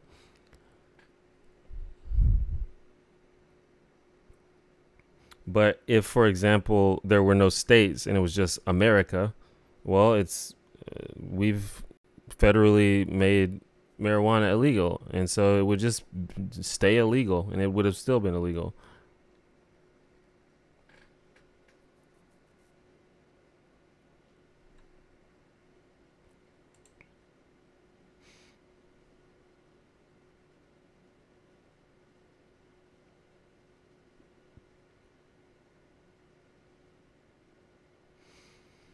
When we incarcerate people, do we look for torture or rehabilitation? Well, I think what we do is we do it for retribution or for punishment, not really for rehabilitation. And some people agree with that. I don't know if I agree that that's very useful, though.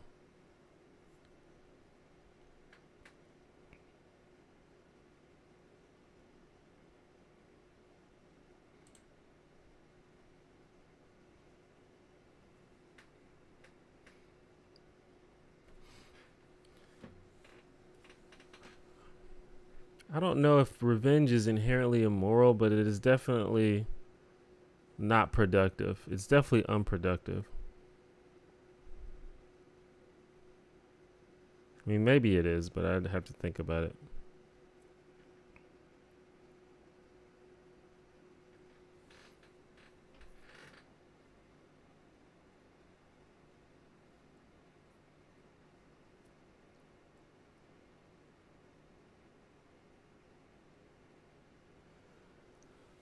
It's why challengers to legislation need to be careful about how they frame their challenge.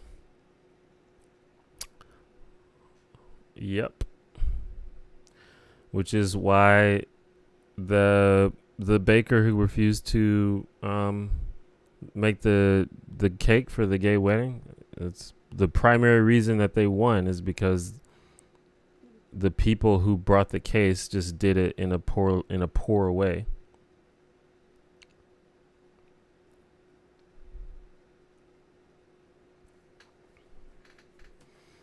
And we'll see how this precedent works out going forward, but it's definitely a bad precedent.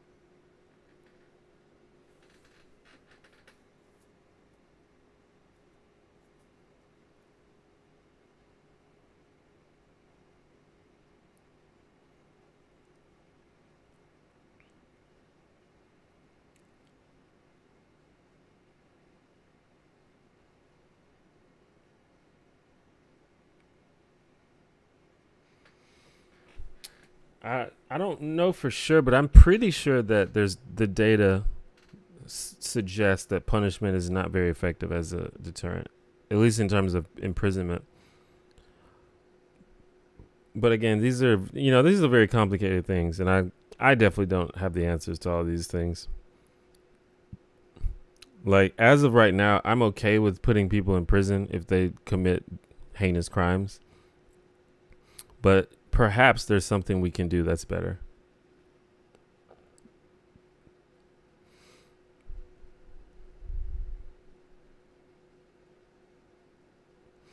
Like, maybe instead of just locking them up and just putting them in a box for a bunch of years, instead put them in a program, a sort of rehabilitation program. And if they don't show any signs of rehabilitation, then you can, just Just keep them in there. But that would require, and then you have to give people sort of like a some kind of self-determination after they get out. I think that's a big problem too. Like, I don't know if you know this, but in America, if you're a felon, you can't do shit in life. It's real hard to get a job. It's real hard to get a loan to go to school. It's like some places you can't vote. Like, you can't do shit when you're a felon. And so, like, you shouldn't be surprised when a lot of these people turn back to crime, because what else are they going to do?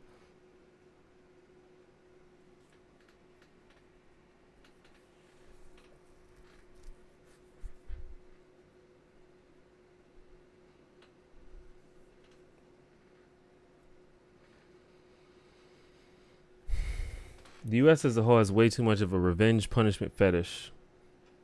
It's even an issue of the left here. I agree 100%. How do you feel about voting? Is it really valuable to the people, or is it just meaningless given the interference and manipulation that's been affecting the U.S.? I think it is valuable. I think voting is perhaps the most powerful thing that average citizens can do to change the country. There's a lot of things that politicians do to fuck up the voting situation and suppress the vote and disenfranchise the vote and make it harder for people to vote, or to even, fudge the results of votes. But still, it's been shown many, many times that people show up and vote, they can still make things happen.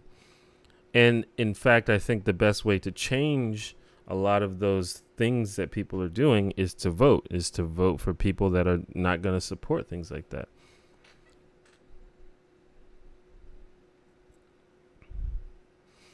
Like voter suppression. You know who does voter suppression? You know who are the front runners of causing voter suppression? It's Republicans. So if you want to end voter suppression, stop voting for Republicans until they stop doing that.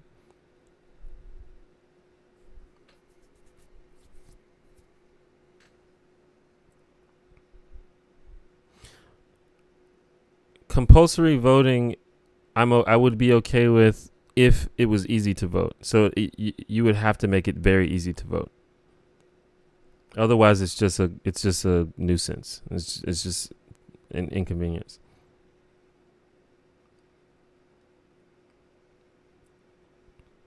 Do they have education programs in prison? I think they do in some cases.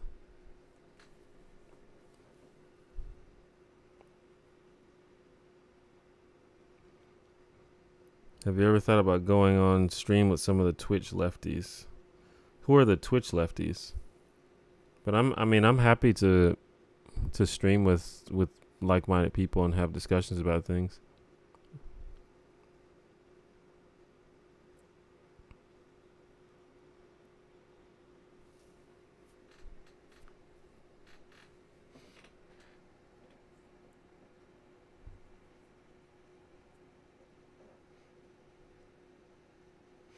Oh, okay. I know Destiny and Hassan Piker. I don't know Trihex. I think I've heard about Trihex though.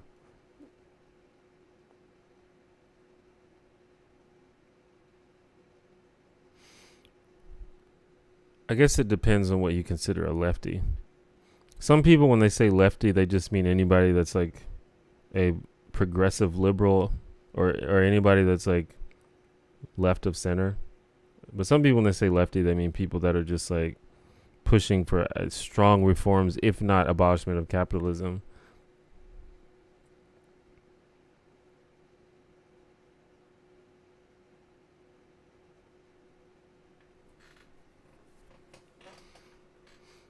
Because a lot of people don't even consider me a leftist because I'm not anti-capitalist.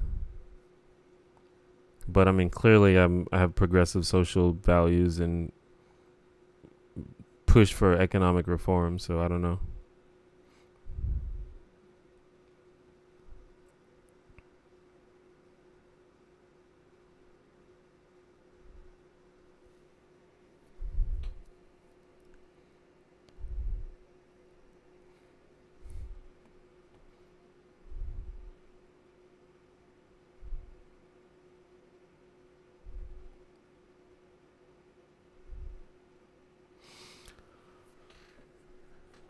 Yeah, I don't know. I try to like look at what I perceive to be the basic definitions of words, and lefty just doesn't really have a really clear definition.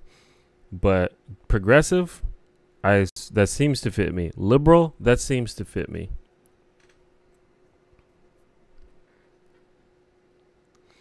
Um, there are other things like social democrat, which I need to probably do more research about, but it seems to fit me.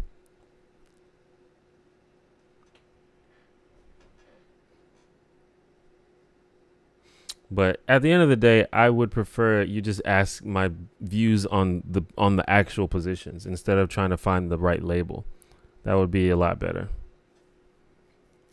But I understand, like, it's useful to ballpark things, I don't think you should be putting people in boxes, but it's useful to say, hey, T1J and Destiny are closer on their beliefs than T1J and Sargon of Akkad. Like, I think it's useful to find a way to express that sort of sentiment.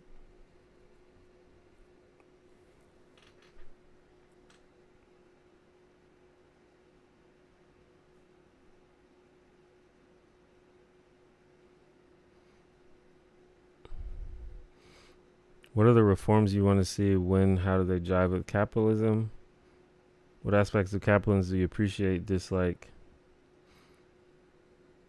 I don't know. I like competitive markets. I like the general idea of sort of merit based profit. People with best ideas, people who work the hardest, profiting the most. That appeals to me. I like private property. I like private ownership of the means of production. I think if you make something, you should own it and figure out and be able to dictate how it's run for the most part. But obviously, there needs to be a lot of strangleholds on corporations. And basically, they need to be forced to ethically and fairly treat both customers and workers. And there are certain things that just need to be completely changed. Like healthcare needs to completely stop being for profit. That's immoral and stupid. So there's a lot of things. There's a lot of obvious things like gerrymandering should be illegal. Lobbying should be illegal.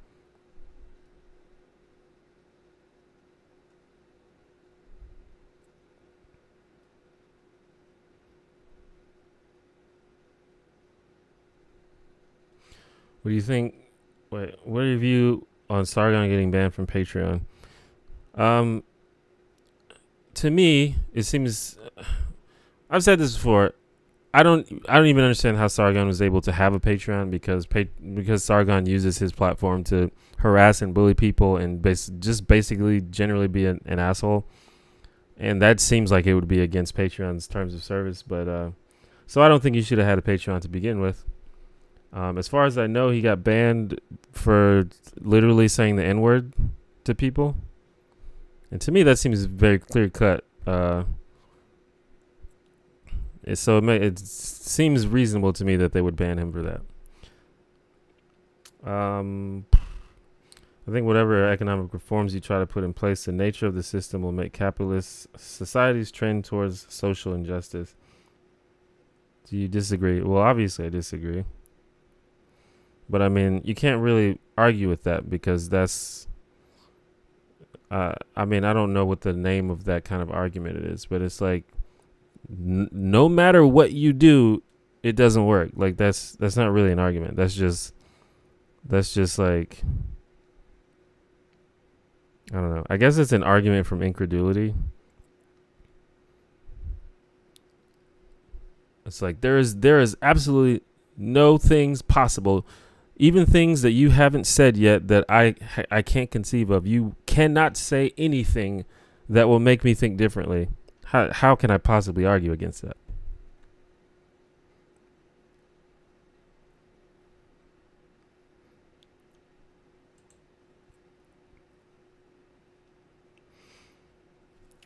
Do you watch ContraPoints? I do. ContraPoints is one of my top 3 favorite YouTube channels. I think she is amazing. Why don't you like the workers owning the means of production? Because I think if you make something, if it's your idea, if you made the thing, then you should own it. It shouldn't be owned by other people. It shouldn't be collectively owned. It should be owned by you because it was your idea. And it was your work that made it work, that made it happen. I think that there can be worker-owned companies. I don't have a problem with that existing. But I don't think that should replace privately owned things.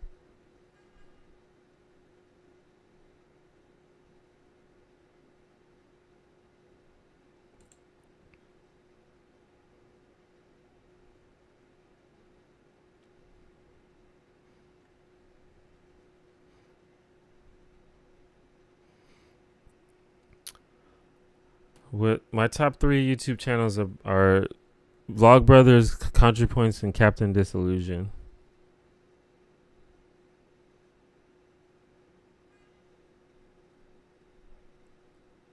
I mean, would you see much innovation in medicine if there weren't a profit motive? You would see innovation, but only in areas where it was profitable. Like John Green gave a good example. Like, for example, if there was a group of medical researchers and they had enough money to research the cure for malaria versus the cure for baldness, they would absolutely spend that money to find the cure for baldness because they would make so much more money doing that. But obviously that's not the best choice because malaria is a more serious problem. So that's the problem with profit motivated innovation in healthcare. So I care more about people not dying than I care about medical innovation. And I also think that's kind of a false dichotomy because, we see it in other countries.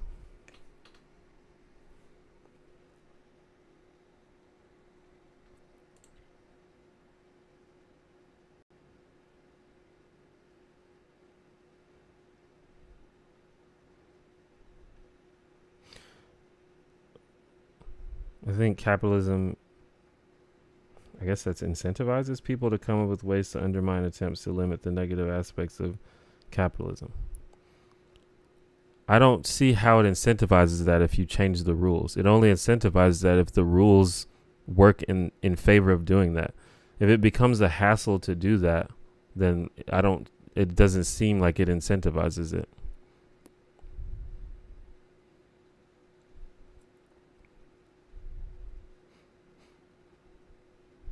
Like that, to me, that's like saying if you're playing a board game and someone cheats and they win, then you're saying, well, that board game incentivizes you to cheat. Well, of course, no, it doesn't. No game incentivizes you to cheat.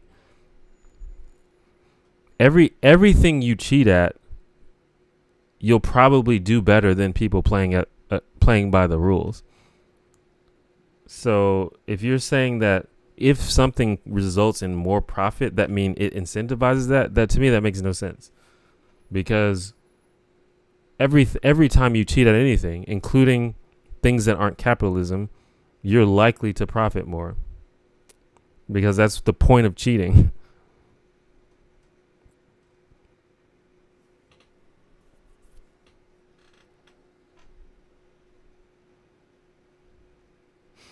I think Sargon has a lot less credibility than he once had, for sure.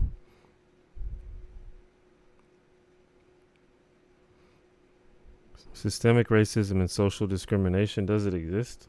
Yeah. Well, I mean, there's data that supports the fact that it exists. There's lots of data, actually.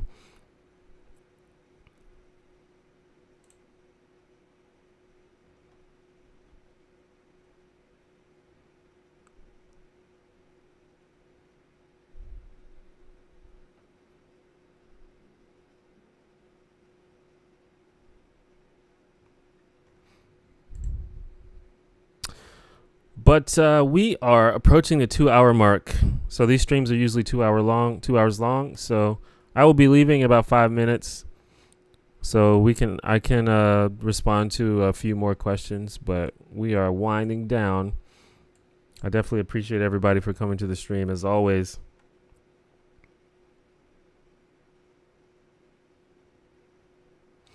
But in the real world, there often aren't consequences for cheating.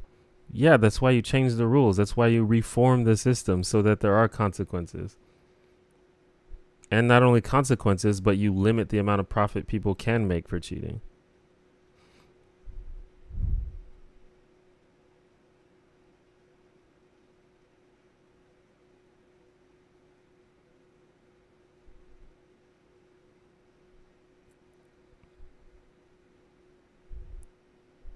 What do you think about direct democracy on the federal level? I'm not really sure. I wouldn't be comfortable with direct democracy unless I was satisfied with the general, like, sort of state of being informed in the general public. And I don't think that we have that now, so.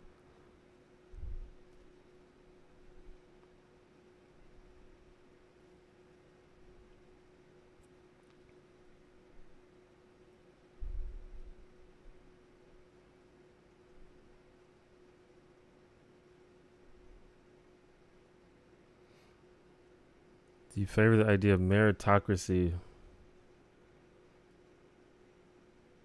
I mean, in terms of what?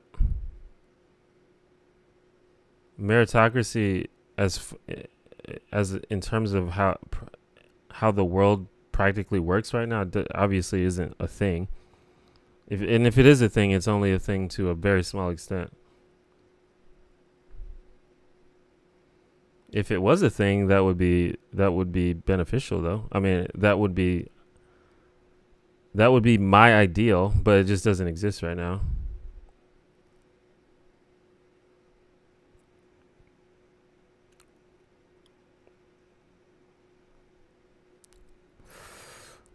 Like I said, for those that don't know, I stream every Monday. So that would mean that the next stream would be what, the 6th, the 7th? The 6th, the 7th. January 7th at 2 p.m. Central Time. Barring any sort of hindrances, which happen sometimes.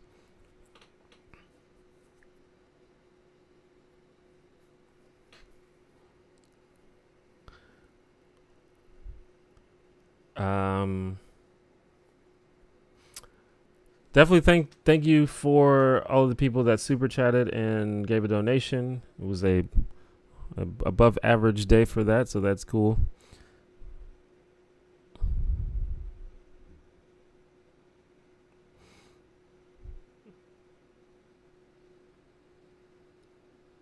Well, of course the reforms can always be undone. That's how everything works. You're never going to create a system where you can't undo it. I don't understand the point of even saying that.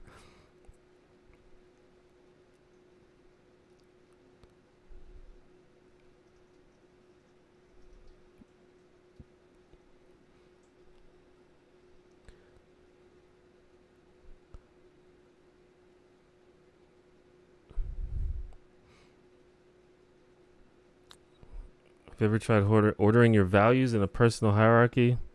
Basically saying what values are most important to you. I guess kinda. That's sort of what Heiko is. If you don't know, Heiko is sort of my mantra about how to be a good person. Honesty, assertive, kind, open-minded. Those are probably my top 4 values, I guess.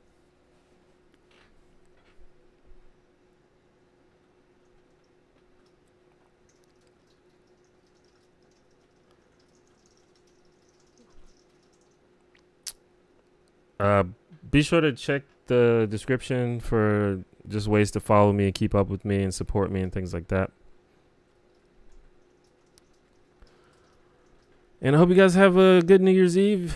I hope if you're bringing in the new year, I hope you have fun. And if you're just going to go to sleep, then have fun doing that. And I'll see you guys in 2019. And I guess I'm done. I'm pretty hungry. I'm ready to go eat, so I'm gonna do that. And